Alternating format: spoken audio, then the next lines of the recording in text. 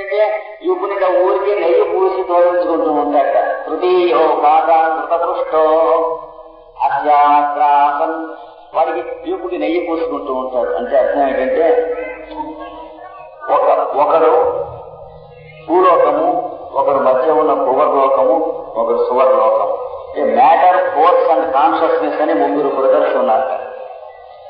ఆ ముగ్గురు బ్రదర్స్ లో ఒకటెప్పుడు ఊరికి తింటామే పని. అంటే మ్యాటర్ అంటాం మనం. అంటే అయిపోతూ ఉంటుంది, వస్తూ ఉంటుంది, తింటూ ఉంటాం, అయిపోతూ ఉంటుంది, వస్తూ ఉంటుంది. మెటీరియల్ వరల్డ్ అనమాట. ద్రవ్యమయాత్మకమైన జగత్తు పరిణామ పేశలమైనటువంటిది, ఎప్పటికప్పుడు మృత్యువులోకి వెళ్ళిపోతూ ఉండేటువంటిది. బాటంలెస్ బేసిన్ అన్నారు ఠాగూర్ గారు దాని గురించి. దాంట్లోకి మాసాలు, సంవత్సరాలు, తిథులు, వారాలు, తేదీలు పోస్తున్నాం అన్నాడు నీళ్ల కింద నీ అభిప్రాయాన్ని ఠాగూర్ గారు సన్యాసి అనేటువంటి నాటకంలో.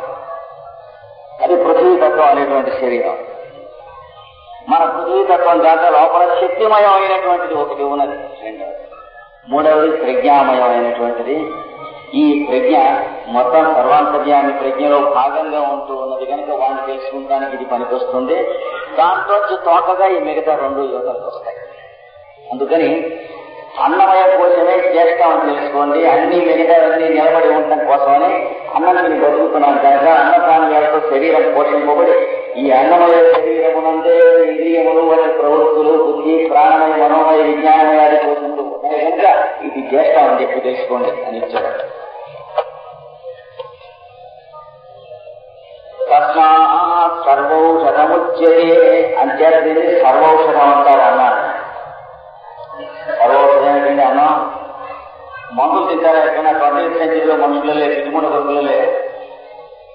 ఏ శతాబ్దంలో ఇట్లా మందులు తింటే అన్నం తిని బతికారు. మిగతా శతాబ్దంలో 20వ శతాబ్దంలో 50 పాళ్ళు మందులు, 50 పాళ్ళు అన్నం. మళ్ళీ మాట్లాడితే 60 పాళ్ళు మందులు, 40 పాళ్ళు అన్నం తింటున్నాం. మన కర్మల కాలేదు. ఔషధం అంటేనే అన్నాన్ని అంటే అది కాదు. ఓషధులతో చేయబడినది అన్నము. అంటే నవధాన్యములతో చేయబడినది అన్నము. తస్మాత్ సర్వౌషధముచ్యతే అంటే నీ శరీరం అంతా ధాన్యములు, వాటిలో ఉండే గింజలు, వాటిలో ఉన్నటువంటి పిండి, వాటిలో ఉన్న మొలక, ఆ అంకురం అనేటువంటి శక్తి, వీటితో పోషింపబడి ఉంటూ ఉన్నది అబ్బి అన్నాడు. సర్వౌషధం అంటే సర్వములైనటువంటి ఓషధుల చేత ఇది నిండి ఉన్నది కనుక సర్వౌషధము. అయితే వాటికి ఓషధులనే పేరు ఎందుకు వచ్చిందో ఇక్కడ చెప్పుకోవాలి. ఇది మంత్రంగా ఇచ్చాడు కనుక. పంట వచ్చేటప్పటికి చెట్టు పోయేటువంటివన్నీ ఓషధులనే పేరు పెట్టారని చెప్పుకున్నాం కదా ఇందాక. ఏదో కారణం లేకపోతే పెడతారా? ఏ కారణం చేత ఋషులు పెట్టారు? ఓషధి అనే పేరు ఎందుకు పెట్టారు? వాటికి ఎందుకు పెట్టి ఉంటారండి? ఓషధి అంటే ఉషస్ అని ఒకటి ఉన్నది. అంటే ప్రజ్ఞ మేల్కాంచునట్టి వేళ దాని యందు అంటే స్థానము గొల్లున్నది. ప్రజ్ఞ మేల్కాంచునట్టి స్థానము గొల్లున్నది ఓషధి. అంటే భూమి ఎందున్నటువంటి ఖనిజములు కానీ, ద్రవ్యములు కానీ, క్లోరిన్ కానీ, నైట్రోజన్ కానీ, ఆక్సిజన్ కానీ, ఇనార్గానిక్ సబ్స్టెన్స్ ఏదైనా సరే ప్రాణం అనే దాంట్లోకి మేల్కొనడంలో మొట్టమొదటి మెలుగు ఉషస్సు వస్తుంది వాటికి. అంటే చెట్టులోనూ క్లోరిన్ ఉంటుంది, కెమిస్ట్రీ ల్యాబొరేటరీలో సీసాలోనూ క్లోరిన్ ఉంటుంది. తేడా ఏంటి? చెట్టుకి తెలివి ఉన్నది, వేడి చల్లదనము తెలుస్తాయి, ప్రాణం తెలుస్తుంది. ఆ బయట ఉన్నటువంటి క్లోరిన్కి అదేం తెలియదు కనుక సమస్తం కూడా ఉషస్సులోకి మేల్కొంటూ ఉంటాయి. సూర్యకిరణాలు భూమికి దిగి వస్తాయిటండి. వస్తూ ఉండగా సూర్యునిలో ఉన్న అంతర్యామి పురుషుడు 7 రంగుల గుర్రాలను ఎక్కి భూమికి దిగి వస్తాక వేదాలు చెప్తాయి. అందులో ఆకుపచ్చని గుర్రం మీద వచ్చేటువంటి అవతారమూర్తి అయినటువంటి వాడు ఆయన ఏం చేస్తాక హరిరశ్వుడు అనే రూపంలో దిగుతాక. హరిత్ అంటే ఆకుపచ్చనైనటువంటి అశ్వము కలవాడు. వచ్చి దిగి చెట్టులో ప్రవేశించి, ఆకులో ప్రవేశించి ఆకుపచ్చదనం అయ్యేటప్పటికీ హరియశ్వుడు అయిపోతాక వాడు కాస్త. అనగా సూర్యుడు కాస్త ఇంద్రుడు అయిపోతాక. అంటే ఇంద్రియములకు అధిపతి అయి ఇంద్రియములతో జీవించున్నట్టు ఒక ప్రాణమయ కోశమునందు మొట్టమొదటిగా మేల్కొంటూ వాటికి ఉషస్సు వస్తూ ఉన్నది కనుక ఓషధి అని పేరు పెట్టారు ప్లాంట్ లైఫ్కి. కొంచెం శాస్త్రీయమైన విషయం. అంటే లైఫ్ మేల్కొంటాం, ఎట్లా మేల్కొంటుంది? ముందు మినరల్ కింగ్డమ్ లో మేల్కొంటుంది. ఎలా మేల్కొంటుంది? ఉప్పు ఉప్పుగా ఉంటుంది రూపంలో, చక్కెర తీయగా ఉంటుంది రూపంలో, ఈ కెమికల్స్ మినరల్స్ వాటి వాటి ప్రాపర్టీస్ యొక్క రూపంలో మేల్కొనే ఉంటుంది. అప్పుడు ఉన్నదాన్ని భూతాధికమైనటువంటి ప్రజ్ఞ అంటే న్యూక్లియర్ కాన్షియస్నెస్ అంటాం. అక్కడ నుండి చెడులోకి ప్రాణమయమైన ప్రజ్ఞలోకి మొట్టమొదటిగా మేల్కొంటుంది కనుక వాటికి మొదటి ఉషస్సు ఏర్పడుతుంది కనుక ఉషస్సులకు స్థానం లేనివి కనుక ఓషధి అని పేరు పెట్టారని వేదం మనకు చెబుతుంది. ఓషధి అంటే అన్నము సర్వౌషధం అనగా మనలో ఉన్న ప్రజ్ఞలన్నింటినీ మేల్కాంతజేయనట్టుది అన్నము. ఇది కూడా మనకి చాంద్రోగ్య బృహదారణ్యకాది ఉపనిషత్తులలో చెప్పబడ్డది. ఏమని? ఒకరోజు అన్నం మానేసి మంచినీళ్ళు తాగే ఉండు, నిన్న అప్పచెప్పిన పాఠాలన్నీ అప్పచెప్పు అన్నాడు, చెబుతాడు. 2 రోజులు ఉండు, అప్పు చెబుతాడు. 3 రోజులు ఉండు, మరి 8 రోజులు ఉండటానికి వీలవుతుంది, జాగ్రత్తగా వ్రతం చేస్తే అప్పు చెబుతావు. 16వ రోజున ఏమి అప్పచెప్పలేవు, మైండ్ బ్లాంక్, అన్నీ పోతాయి. అప్పుడు మర్నాడు మళ్ళీ కొద్దిగా పాలు తీసుకో ఆహారం, మళ్ళీ ఆ పాఠాలు గుర్తురావు, మర్నాడు తీసుకో ఇంకొంచెం ఆహారం. ఇట్లా 15 రోజులు నువ్వు ఆహారం తీసుకునే వరకు నువ్వు అంతకు ముందు చదువుకున్న విషయాల్లో ఏవీ గుర్తు రాకుండా ఉంటాయి. 16వ రోజులు గుర్తొస్తాయి అని చెప్పాడు. అంటే అర్థం ఏమిటి? నీవు తీసుకుంటున్న ఆహారం యొక్క 16వ కళ నీవు చదువుకుంటున్న చదువులు, నీ జ్ఞాపకం ఉంచుకున్నది, నీ విజ్ఞానం నీ విద్యగా పనిచేస్తుందని తెలుసుకోవాలి. అది ఇక్కడ చెబుతున్నాడు అనమాట. తస్మాత్ సర్వ ఔషధం ఉంచేది. నీవు పరబ్రహ్మను తెలుసుకుంటానికి కావలసినటువంటి నీ ప్రయత్నం బ్రహ్మ విద్య కూడా సర్వౌషధం అయినటువంటి ఆహారం వల్ల వస్తువు ఉన్నది. శరీరం ఉండడం చేత, దాని ఆహారాన్ని పురాటం కోసం చేసే ప్రయత్నం చేత, ఆకలి తప్పిగా అనేటువంటి రుచికరమైనటువంటి 2 శక్తుల చేత, ఆకలి తప్పులు పోషించడానికి ఆహారం లోపలికి తీసుకోవడం చేత ఈ శరీరం పెరగడం, మనస్సు ఉండటం, ఇంద్రియాలు పనిచేయడం, చదువుకోవడం, విద్యలు రావడం మొదలైనటువంటి గుంటూ ఉన్నాయి తెలుసుకోవాలి. కనుక అన్నములు సర్వౌషధం అని చెబుతారు. సర్వౌషధం ఇచ్చేదే. ఇంకా చెప్తున్నాడు, సర్వం వై తే అన్నమాప్నువంతి. అవన్నీ కూడా పై చెప్పబడినటువంటి మనోబుద్ధి ఆచారములు, పృథ్వీ ఆపస్తేజో వాయురాకాశములు, ఇవన్నీ కూడా అన్నములు ఆప్నువంతి పొందుతను చెందుతున్నాయి. అన్నాన్ని పొందుతూ ఉన్నాయి. వస్తువుని పొందడు. మట్టి నీళ్ళలో వేస్తే పొందటం ఉండదు. ఆపిల్కాయ ముక్క కోసం నోట్లో వేసుకుంటే పొందటం ఉంటుంది.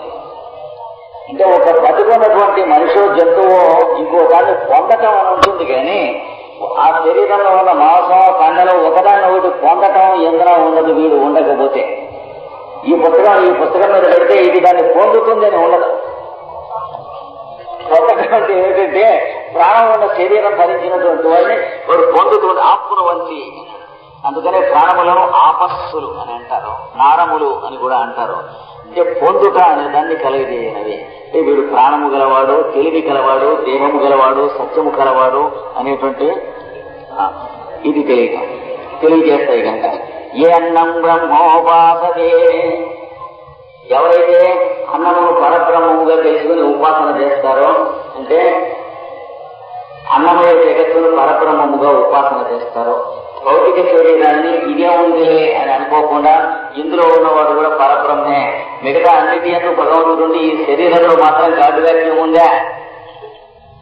కనుక అన్నమయ కోశాన్ని పరబ్రహ్మ స్వరూపంగా ఎవరైతే ధ్యానం చేస్తారో వాళ్ళు ఏ స్థితిని పొందుతారో చెప్పబోతున్నాడు రేపు ఉదయం.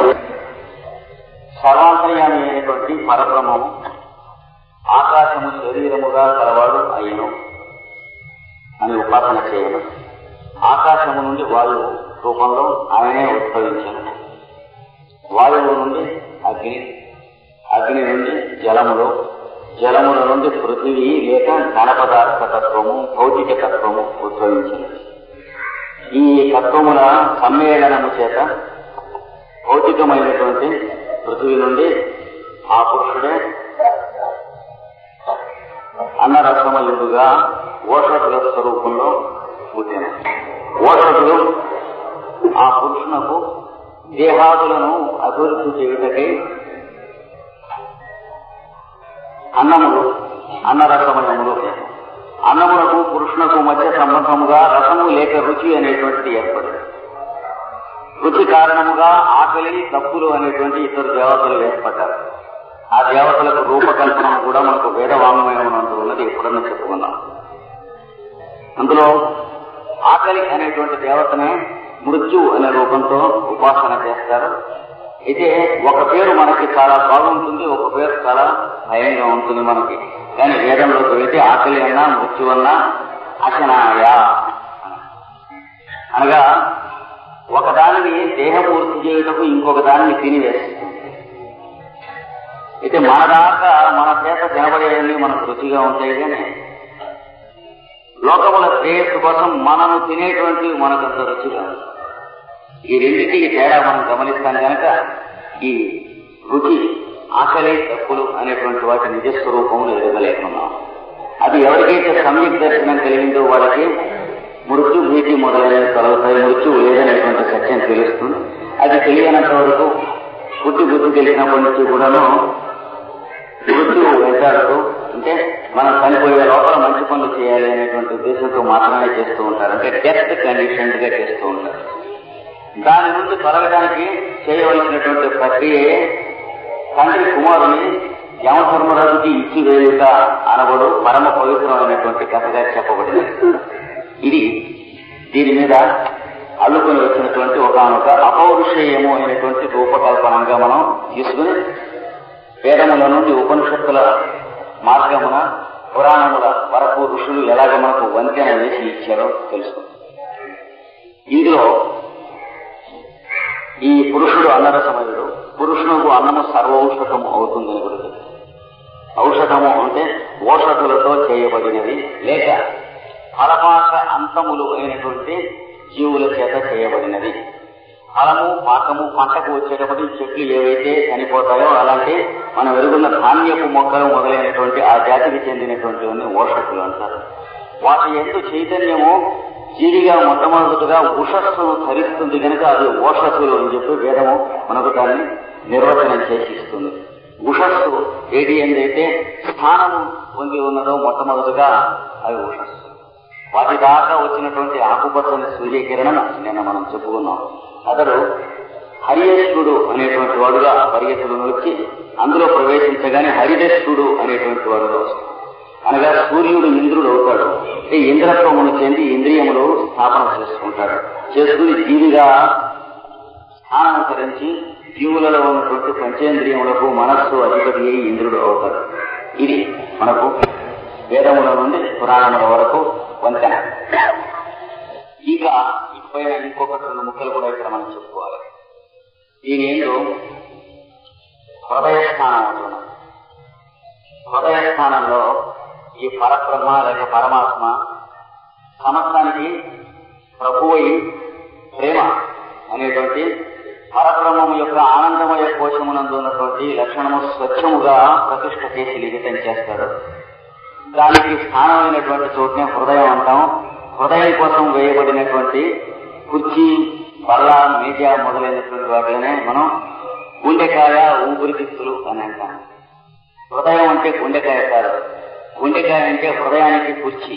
ఇది తెలుసుకోండి. హృదయము రెండు ఒకే అర్థం ఇస్తాయి. గుండెకాయ మాత్రం అది కాదు, ఫిజికల్ హార్ట్ మాత్రం కాదు. బ్రెయిన్ ఎలా అయితే మైండ్ కాదో హార్ట్ హృదయం కాదు. బ్రెయిన్ అనేది మైండ్కి సీటు తప్ప బ్రెయిన్ అంటే మైండ్ కాదు. మన శరీరం ఎలా అయితే మనం కామో అలాగే హృదయం గుండెకాయ కాదు.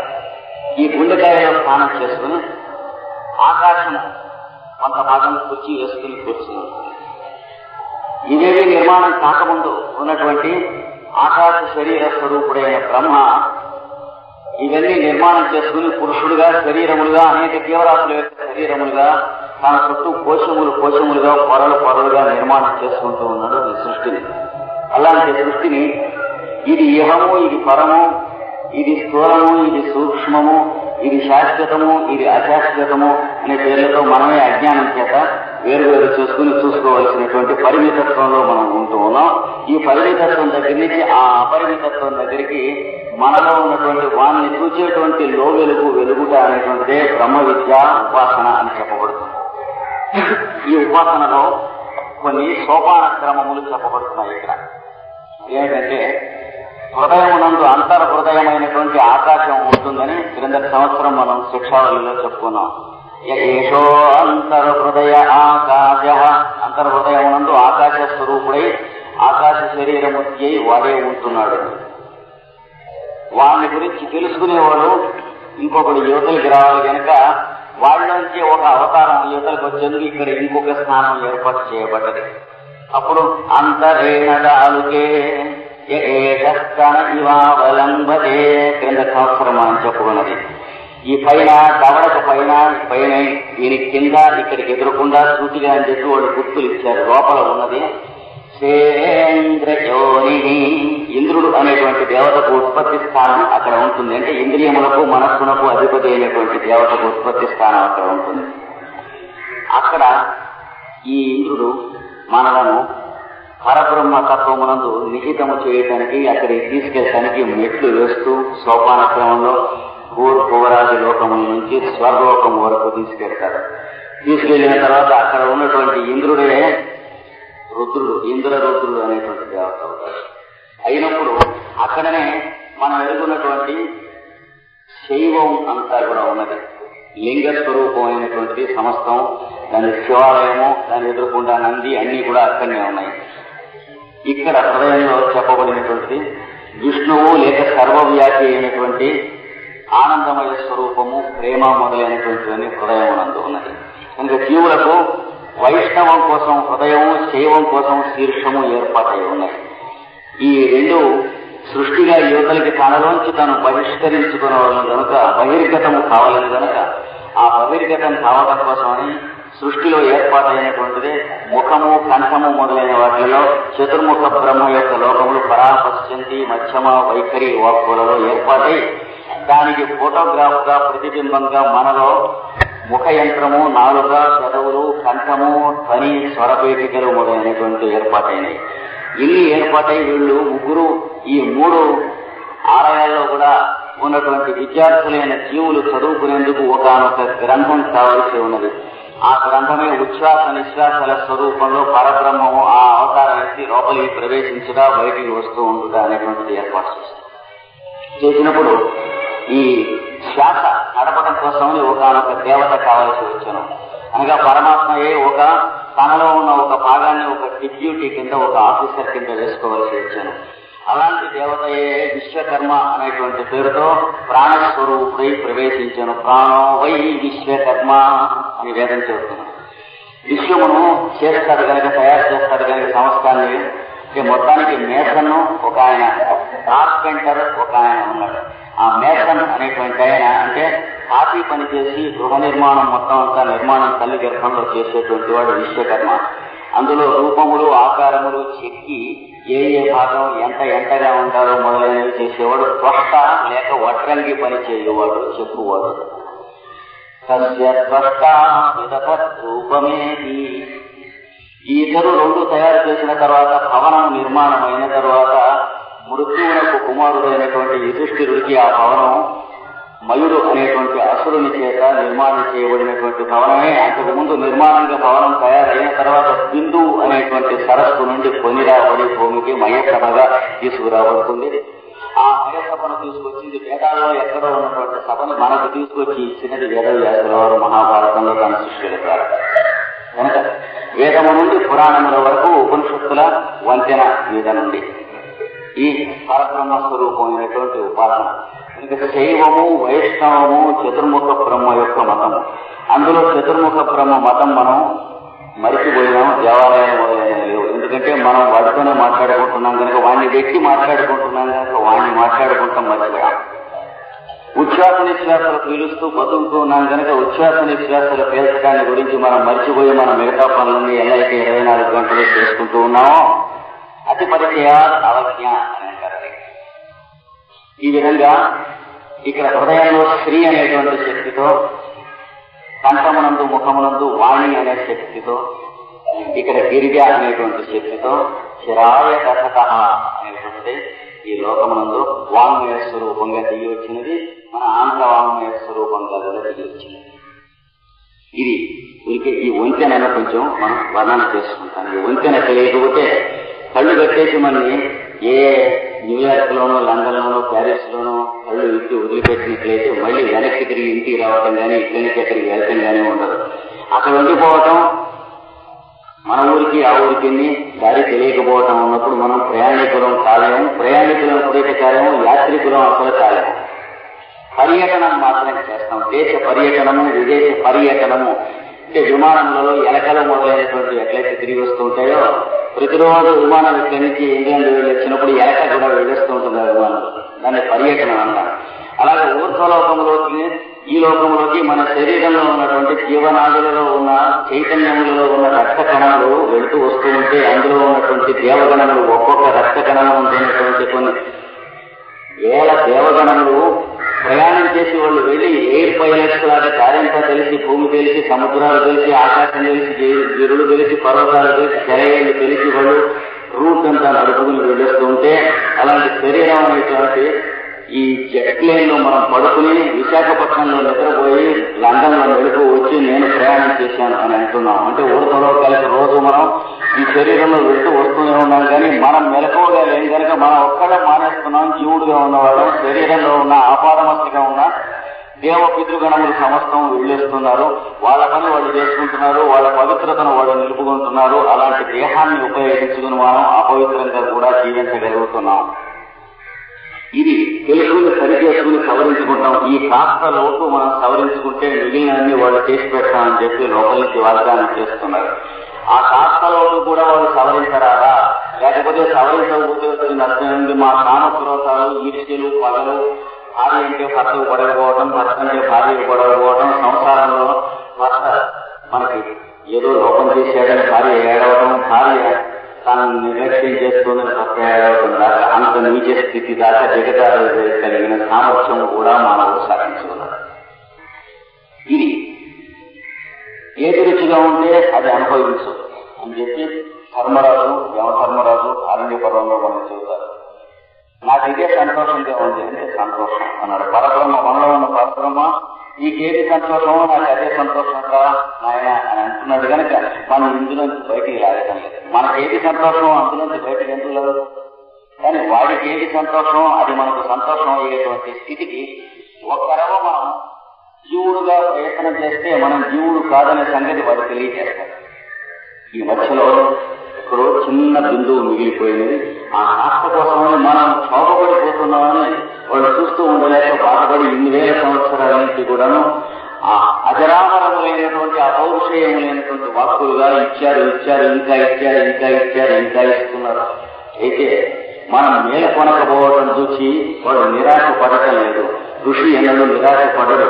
మేలుకుంటున్న వాళ్ళ కోసం ఇస్తాడు. మేలుకోనటువంటి వాళ్ళు రేపు మేలుకుంటారని చెప్పి వాడు అనుకుంటాడు. కానీ వీడు మేలుకుంటాం లేదేమిటి, ఈ ప్రపంచానికి మేము ఎంత మేలు చేస్తున్నా ఎవరు గుర్తించడం లేదేమిటి అని చెప్పి సాహిత్యంలో మా ఊరి కవుల్లాగా చాలా బాధపడదు. మమ్మల్ని మీరు గుర్తిస్తే ప్రపంచం చాలా బాగుపడి ఉండేది, లేదా మేము లోకాన్ని మరమ్మతు చేస్తామనేటువంటి రాజకీయ నాయకుల్లాగా కూడా మాట్లాడేవాడు ఋషి. డాక్టర్లకి హోప్లెస్ కేసెస్ ఉంటాయి, కానీ పరమాత్మ మార్గాన్ని వెళ్తున్న ఋషులకు హోప్లెస్ కేసెస్ ఉండవు. వాళ్ళు చేస్తూ వెళుతూ ఉంటారు. పొందినటువంటి వాడికి అదృష్టం, పొందనటువంటి వాడికి వాడి ఇష్టం, వాడి స్వాతంత్ర్యం తప్ప అది కూడా వాడి కర్మ అని పొందిన వాడికి సంతోషం మాకు, పొందని వాడికి వాడి సంతోషం వాడికి. ఇది ఋషుల మార్గం. అంటే అందులో లౌక్యం ఉన్నది, మార్గం ఉన్నది. అంతకంటే ఇంకోలా చేస్తే వేరే గందరగోళాలు మనం కూడా తయారు చేసి ఉన్న గందరగోళాన్ని కొంచెం కలిపిన వాళ్ళం అవుతాం కనుక వాళ్ళు అది చేయరు. ఋషుల మార్గంలో ఉన్నటువంటి పద్ధతి. ఈ మూడింట్లో నడుస్తూ ఉన్నటువంటి అంతర్హృదయమైనటువంటి ఆకాశం దగ్గర నుంచి ఇక్కడ దాకా రూపముల దాకా తీసుకువచ్చి అన్నము, పానీయములు ఈ ఏర్పాటు చేసినటువంటి పద్ధతిలో చూసుకుని ఆకాశము నుండి వాయువు, వాయువు నుండి అగ్ని, అగ్ని నుండి జలములు, జలముల నుండి పృథివీ, పృథివీ నుండి ఓషకులు, ఓషకుల నుండి అన్నము. ఇక్కడ దాకా వంచన కట్టి ఋషులు తీసుకొచ్చారు. అన్నము సర్వౌషధం అనబడుతుంది. శరీరానికి ఒక్కదానికే ఔషధం కాదు. మనస్సులో మనం ఊహించేటువంటి ఊహలు మొదలైనటువంటి వాటికి కూడా అదే ఔషధము. ఇది ఆహారం సరైన పద్ధతిలో లేకపోయినా మేము మా ఆత్మశక్తి చేత ఊహలు పవిత్రంగా నిలుపుకోగలం అని అన్నటువంటి వాళ్ళు ఎలాంటి వాళ్ళు అంటే, ఇక్కడి నుంచి హైదరాబాద్ వెళ్ళడానికి విమానం ఉన్నది, బస్సు ఉన్నది, రైలు ఉన్నది, నడిచి వెళ్ళవచ్చు. మేము నడిచి వెళ్ళగలరు కూడా వెళ్ళగలవాళ్ళం అన్నటువంటి వాళ్ళు వాళ్ళ పనులు వాళ్ళు అంత చేసుకోగలరు. ఇది కూడా అంతే. అంతర్హృదయంలో ఉన్న పరమాత్మ మన దాకా కట్టుకొని వచ్చినటువంటి వాడిని మనం శ్రద్ధగా పరమాత్మ దాకా కట్టుకుని వెళ్ళేటువంటి ఒక విద్య రాఘవము అనేటువంటిది కౌశలము అనేది ఇస్తున్నారు. ఇందులో ఇచ్చి వాళ్ళ గురించి ఇంకా చెప్తున్నారు. అన్నగీహి భూతానాం జ్యేష్టం తస్మాత్ సర్వౌషధముచ్యతే. 2 మాటలు చెప్పారు. అన్నం సర్వజీవరాశులకి చాలా శ్రేష్టమైనటువంటిది. శరీరం నిలబడి ఉంటే లోపల ప్రాణమయ, మనోమయ, విజ్ఞానమయ, ఆనందమయ కోశాలు నిలబడి ఉంటాయి. ఇది లేకపోతే ఎడన్ని చోట అంటే ఉట్టి ఆకాశ శరీర స్వరూపుడైన పరబ్రహ్మ తన ఎందుకు తాను ఉంటాడు. వాడికి బిజినెస్ నడవదు, బంకు మూత మూసుకుని ఉంటాడు. అందులో బేరగాండ్రు వచ్చినా మన రూపంలో వాడే యువతలకు వచ్చి బేరం చేసుకోవాలి. సృష్టి సమస్తం ఉంటే పరమాత్మ దాని ఎందుకు గుర్తింపబడతాడు, లేకపోతే గుర్తింపు అనేటువంటిది లేదు. పరమాత్మ ఉండటమే కానీ గుర్తింపు లేకపోయినట్లయితే ఆనందించడం ఉండదు. ఆనందం ఉంటుంది కానీ ఆనందించుట ఉండదు. ఆనందించుట అనేటువంటి మధురమైనటువంటి విషయం తప్ప ఆనందం అనేది మధురమైన విషయం కాదు. కటిజలం తీయగా ఉండదు, నాలుకకి తగిలినప్పుడు తీయగా ఉంటుంది. కానీ కటిజలానికి తీపి ఉన్నట్లయితే తను తానే తినేసి మన దాకా వచ్చి ఉండేది కాదు. ఇది ఈ ఆనందమయ కోశానికి సంబంధించిన ఒక విద్య. అంటే మనం 7 వేదాంతంలో మాట్లాడచ్చు. ఒక్కొక్కరు శుద్ధ స్ఫటిక కంకాసం పరబ్రహ్మ, ఆనందించేవాడు, ఆనందింపబడినది, ఆనందించడం అనేటువంటిది అజ్ఞానం కదండి. కనుక ఆనంద స్వరూపుడై వాడొక్కడే ఉన్నాడు. వాడొక్కడే ఆనంద స్వరూపుడై ఉంటుంది కాదు. ఈ 3 కలిసినటువంటి అజ్ఞానము ఉండటం, ఈ అజ్ఞానము ఏ జ్ఞానము చేత నిర్మాణమై ఉన్నదో, ఏ జ్ఞానము ఈ అజ్ఞానమునందు ఆవృతమై ఉన్నదో దాన్ని తెలుసుకుంటాం అనేటువంటి చక్కని ఆట కావాలి. ఆ క్రీడ కోసమే ఈ సృష్టింత ఏర్పడ్డది. అజ్ఞానమైన ఆవృతం జ్ఞానం. ఈ మధ్యన ఒక తాగుడు మూతలు ఆడుకుంటూ ఉంటాం అన్నాడు. ఏంటది? తీర ముఖ్యం ఇంటికెంతవ, అది తాగుడు మూతలు. ఉండబెట్టి సూర్యుడి చుట్టూ గొడపాట వేసి ఈ గ్రహముల రూపంతో ఈ జీవులకి కిరణములు కలిసి దాని చుట్టూ ఓర్ధములు చేసి తిరుగుతూ ఉన్నారు.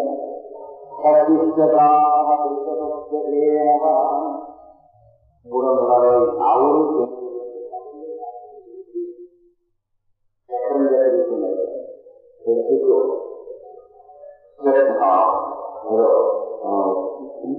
చక్రం ద్వాదశానం 12 అంచుల చక్రంలో తిరుగుతూ ఉన్నారు.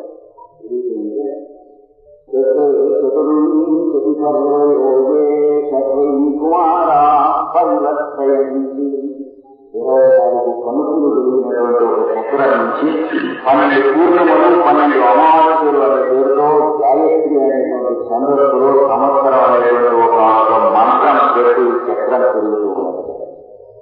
తిరుగుతుంటే 6 కుమారులు దాన్ని తిప్పుతూ ఉన్నారు. యువకులు ఎప్పుడు వాళ్ళు తిప్పుతూనే ఉంటారు. ఋతువులు అనేటువంటి వాళ్ళు తిప్పుతున్నారు. వేదముల నుండి పురాణాల దాకా వేదవ్యాసుల వారు మనకి ఇచ్చింది. ఇవన్నీ అనువాదం చేస్తూ వేదవ్యాసం అవుతాయని ఇప్పుడు అర్థవంతంబుడైన మంత్రంబుడం ప్రస్తుతించిన అన్నారు నన్నయ్య కూడా. గోపస్థానం చాలా విపులమైన అర్థాలు ఉన్నాయి. చుట్టుపోతున్నారు.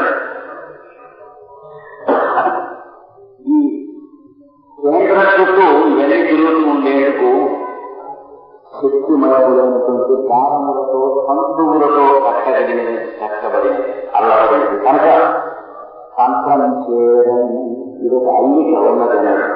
ఇది యువతిలో 2 యువతులు తిప్పుతూ ఉన్నారు అన్నాడు. అనేటువంటి వాడు అహోరాత్రములైనటువంటి నిర్మాణం చేసి చక్రం తిరుగుతూ ఉన్నారు. అలాంటి సూర్యుడు చుట్టూ గ్రహగోళాలు తిరుగుతూ ఉన్నటువంటి పశుబంధన యజ్ఞమునందు పాశముల చేత బంధింపబడిన గ్రహగోళాలు అనేటువంటి యజ్ఞం చుట్టూ ఉన్న మీ శరీరాలు కూడా అదే నమూనాతో మీ జన్యముఖ అనేటువంటి గుండె ఎందు ఈ మనోబుద్ధి అహంకార చిత్తాలు వాటి నుంచి పుట్టేటువంటి ఇచ్చా ద్వేషాలు మొదలైనటువంటివన్నీ కూడా దాని చుట్టూ తిరుగుతున్నాయి. కనుక మీలో పనిచేస్తున్న సైకిక్ ఫోర్సెస్ అనేటువంటివన్నీ పశువులు వాళ్ళు కూడా ప్రాణాపాలన ప్రకారంగా వెళ్తూ ఉంటారు. భార్య ఏడు చాలా కుతూహలం కలవదు. భార్యని చూడండి ఉండలేదు. యాక్సిడెంట్ అయింది, కోమాలో లేదు, హాస్పిటల్లో కొనుక్కొచ్చారు. భార్య లేదు, నిద్రపోతారు కూడా. వాడు ఓర్చలే. కోమా అంటే వాడికి నిద్ర ఇవ్వబడినో వాడు నిద్ర పొమ్మని అనేది మొదలు నిద్ర కూడా అంటే శరీరం నిర్మాణం మళ్ళీ చిన్నగా కట్టుకునే వరకు వీడి తెలియని గుండె వస్తాడు కనుక తెలివి రాకుండా చేసేదాన్ని కోమా అంటారు. అందుకనే ప్రమాదమైన పరిస్థితి వస్తే తెలియని తెలిసిన తెలివింటే చనిపోతాడు ఆ పరిస్థితి గమనిస్తే. అందుకని వీళ్ళు బుర్రలు కొట్టే ఉద్దేశాలు పక్క గదిలోకి లాగినట్టుగా తెలియదు మళ్ళీ శరీరం కనగలి. అప్పుడు వీళ్ళందరూ పని చేయడం కానుతారు. వీళ్ళందరూ ప్రాణం లోపలికి వస్తుంటే పనిచేస్తారు, ప్రాణం బయట వస్తుంటే పని చేయాలి. ఏది హాయిగా కుతూహలమైనా సరే, పిల్లల మీద మమకారమైనా సరే, అల్లం గట్టిగా తొక్కి వంకాయ కూర